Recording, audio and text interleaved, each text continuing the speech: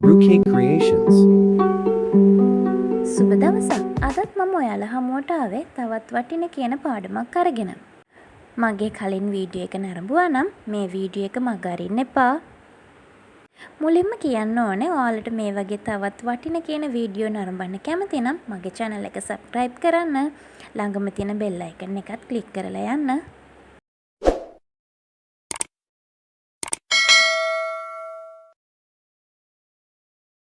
වැඩි කතා නැතුව අපි කෙලින්ම පාඩමට යමු. මම අද කතා කරන්නේ nozzle ගැන. nozzle numbers, nozzle වලින් කරන රටා ගැන අපි එහෙනම් කතා කරමු. මේ තියෙන්නේ star nozzles. මේ star nozzles අපිට වෙළඳ පොලේ විවිධ ප්‍රමාණයන්ගෙන් ලබා ගන්න පුළුවන්. විවිධ ප්‍රමාණයන්ගෙන් සහ විවිධ මෝස්තර වලින් මේ star nozzles වර්ග වෙනවා. මේ හැම nozzle එකක්ම nozzle එකේ කට ඇරෙන, කට වැහෙන වගේ වර්ග බෙදලා තමයි අපිට ඩිසයින් වෙනස් වෙන්නේ. උදාහරණයකට ගත්තොත් දැන් ඔයාට මේ පේන star nozzle එක කට වැහිච්ච nozzle එකක්. දැන් ඔයාට මේ පේන nozzle එක කට ඇරිච්ච nozzle එකක්. මේ වර්ග දෙකෙන්ම අපිට විවිධ හැඩතල මතු කරගන්න පුළුවන්. මේ ඔයාට පේන්නේ M1 nozzle එක. මේ nozzle එක තරමක් විශාල nozzle එකක්. cupcake ඩිසයින් කරගන්න තමයි ගොඩක් දුරට මේ nozzle එක භාවිතා කරන්නේ. මේක ඔයාලට බැලු බැලමටම පේනවා ඇති සම්පූර්ණයෙන්ම කට ඇරිච්ච nozzle එකක්. butter icing වලින් roses දාගන්න වගේ මේ nozzle එක පාවිච්චි කරන්න පුළුවන්. මේ nozzle එකට අපිට භාවිතා කරන්න පුළුවන් වන්නේ විශාල කප්ල එකක්. කප්ල ගැන වැඩිදුර දැනගන්න කැමති නම් මගේ කලින් වීඩියෝ එක නරඹන්න. මේ ඔයාලට දකින්න පුළුවන් වෙන්නේ 2D nozzle එක. cupcake වලට උඩට රෝස මල ඩිසයින් එක දාගන්න තමයි ගොඩක් දුරට මේ nozzle එක පාවිච්චි කරන්නේ. ලංකාවේ නම් ගොඩක් දෙනෙක් මේ nozzle එක දන්නේ රෝස මල දාන nozzle එක කියවහම. හැබැයි මේ nozzle වලින් දාන්න පුළුවන් රෝස මලම විතරක් නෙමෙයි. මේ nozzle එකටත් අපිට භාවිතා කරන්න පුළුවන් විශාල කප්ල එකක්. මේ 2D nozzle එකෙන් ඔයාලට මේ දැන් පේන මල දාන්නත් පුළුවන්. ඉස්සරහට මම බලාපොරොත්තු වෙනවා මගේ තවත් වීඩියෝ එකකින් මේ වගේ nozzle වලින් විවිධ මල් දාගන්න හැටි ඔයාලට කියලා දෙන්න. මගේ channel එකත් එක්ක දිගටම රැඳී සිටියොත් ඔයාලට පුළුවන් මේ වගේ අලුත් වීඩියෝස් නරඹන්න. මේ තියෙන්නේ basket nozzle එක.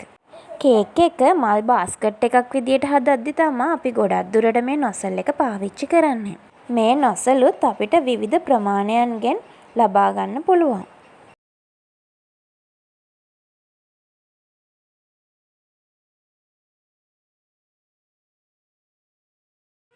දැන් ඔයාලට දකින්න පුළුවන් වෙන්නේ leaves nozzle. මේවත් විවිධ ප්‍රමාණයන්ගෙන් වෙළඳ පොලේ ලබා ගන්න පුළුවන්. මේ nozzles වලින් විවිධ කොළ හැඩයන් අපිට නිර්මාණය කරගන්න පුළුවන්. විශාල කොළ සහ කුඩා කොළ වශයෙන්. මේ තියෙන්නේ තවත් විශාල nozzle එකක්. cupcake අලංකාර කර ගැනීම සඳහා තමයි ගොඩක් දුරට මේ nozzle එක භාවිතා කරන්නේ. ප්‍රමාණයෙන් මේ nozzle එක Russian nozzles හා සමානයි. ගොඩක් දුරට මේ nozzle එකෙන් මේ මෝස්තරය පමණයි අපිට භාවිතා කරන්න පුළුවන් වෙන්නේ.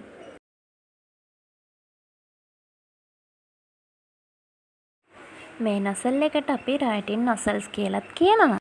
number 1 එකේ ඉඳලා Tamanට උවමනා sizes වලින් මේ nozzles මිලදී ගන්න පුළුවන්. ගොඩක් දුරට සියුම් රටා මැවීම සඳහා මේ nozzle එක ප්‍රයෝජනවත් වෙනවා. මේ තියෙන්නේ number 1 nozzle එක. මේ තියෙන්නේ number 2 nozzle එක. nozzle එකේ කට ක්‍රමයෙන් විශාල වෙමින් තමයි මේ nozzle එක numbers අනුව වර්ග කෙරෙන්නේ. මෙන්න මේ වගේ. කේක් වලට විතරක් නෙමෙයි ඔයාලා හදන කුකීස් වලටත් සියුම් හැඩතල නිර්මාණය කරගන්න මේ nozzle එක ගොඩක් වටිනවා. රොයල් අයිසින් එකෙන් මෝස්තර මැවීම සඳහා මේ nozzle එක ගොඩක් ප්‍රයෝජනවත් වෙනවා. බටර් අයිසින් එකෙන් අකුරු ලියන්නත් මේ nozzle එක අපි භාවිතා කරනවා. බොහෝ දුරට number 2 nozzle එක තමයි happy birthday words එක ලියන්න අපි පාවිච්චි කරන්නේ. ලස්සනට කේක් එකක් උඩ happy birthday කියලා ලියන්න නම් අත ටිකක් හුරු කරගන්න නම් ඕනේ. මේ තියෙන්නේ grass nozzle එක. කේක් එකක් උඩ තනකොළ වගේ නිර්මාණය කරගන්න තමයි ගොඩක් දුරට මේ nozzle එක භාවිතා කරන්නේ. මේ nozzle එක භාවිතා කිරීමේදී දැනගත යුතු විශේෂ කරුණක් තියෙනවා. ලස්සනට කේක් එකක් උඩ මේ වගේ තනකොළ හොඳට කෙලින් ඉස්සිලා තියෙන විදියට නොසල් කරගන්න නම් අපිට හරියට පයිපින් බෑග් එක අංශක 90ක් විදියට අල්ලගන්න වෙනවා. අත ඇද කරන්නේ නැතුව හරියට කෙලින් මේ වගේ අල්ලගත්තොත් අපිට ලස්සනට ග්‍රාස් නොසල් එකෙන් ග්‍රාස් දාගන්න පුළුවන් වෙනවා. තනකොළ දාන්න පමණක් නෙමෙයි. මේ වගේ කාටුන් රූප අලංකාර කර ගැනීම සඳහාත් අපිට මේ නොසල් එක භාවිතා කරන්න පුළුවන්.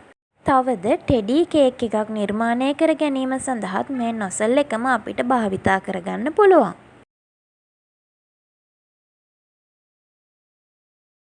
මේ නොසල් එකත් අපිට කුඩා, මධ්‍යම සහ විශාල වශයෙන් වර්ග කරන්න පුළුවන්.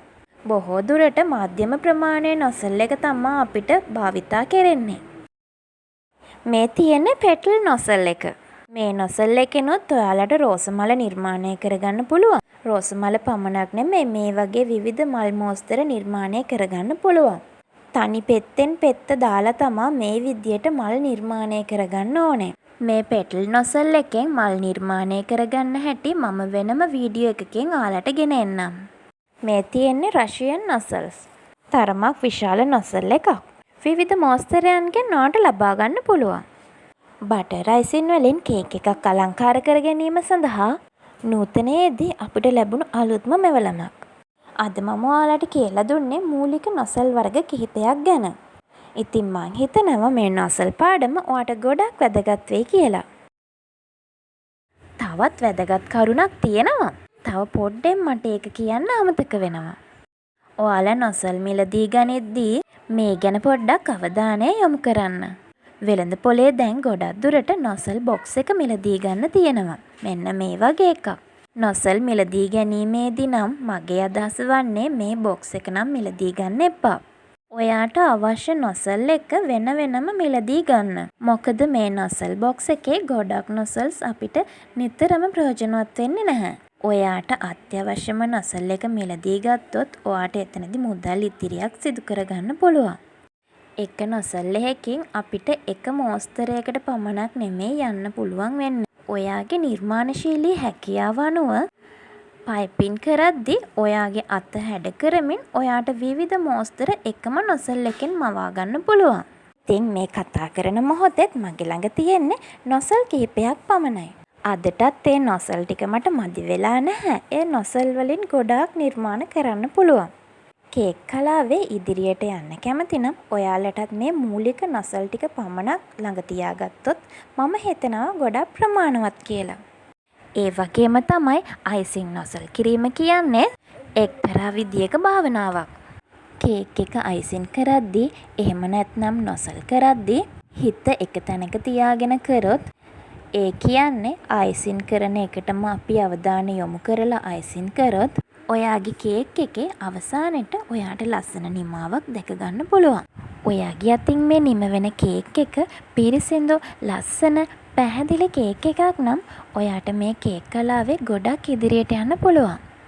ඉතින් මේ වගේ වටිනා වීඩියෝ ඔයාලට නරඹන්න කැමති නම් රූකේ ක්‍රියේෂන් YouTube channel එකත් එක්ක දිගටම රැඳී සිටින්න. සුබ දවසක්. Thank you for watching my video.